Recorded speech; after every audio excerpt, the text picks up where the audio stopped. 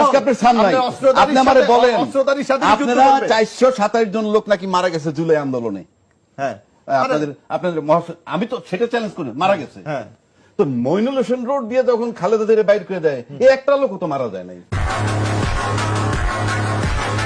মারা যায় না। আমি বলি ওই দিন একটা লোক রাস্তায় এটা কি বলে, এটা কি কোন প্রতিবাদকরণ নাই, আমি নিজে আমরা ওই আমার স্পষ্ট মনে আছে যে এই দিন বেগম খালেদা জিয়াকে বাসা থেকে উচ্ছেদ করে আমরা প্রায় 2-3 হাজার লোক আমরা ওই যে জাহাঙ্গীর গেটে আমরা অবস্থান করেছিলাম। আর্মি এসে বলছে এখানে কেউ থাকতে পারবে না। কোন জাহাঙ্গীর গেটে? এই আমরা ভিডিও ফুটেজ দেখছি নাকি? আরে আমরা ছিলাম তো, আমরা দেখেছি তো সেটা। কিন্তু বাংলাদেশে আপনি সরবেন না, দুইজন মারা যাবে। না না, আপনার কথা তাইলে না আমি বুঝবো যে একটু আমাকে আপনি এর মধ্যে বলতে দেন। আপনি আপনি কি বলতে দেন না?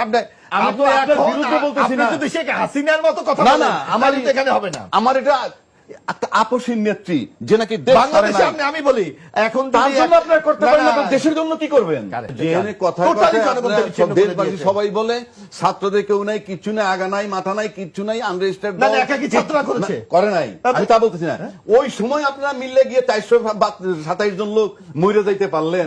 আর আপনাকে নেত্রী যে মাথার তাজ এবং যে আপনাকে মর্যাদা দিচ্ছে বাংলাদেশের রাজনৈতিক, আপনার কি অস্তিত্ব থাকতো? আমি একটা কথা বলি, বেগম খালেদা জিয়া বাংলাদেশের তার জন্য একটা লোক জীবন দেন নাই এখানে এত আপনি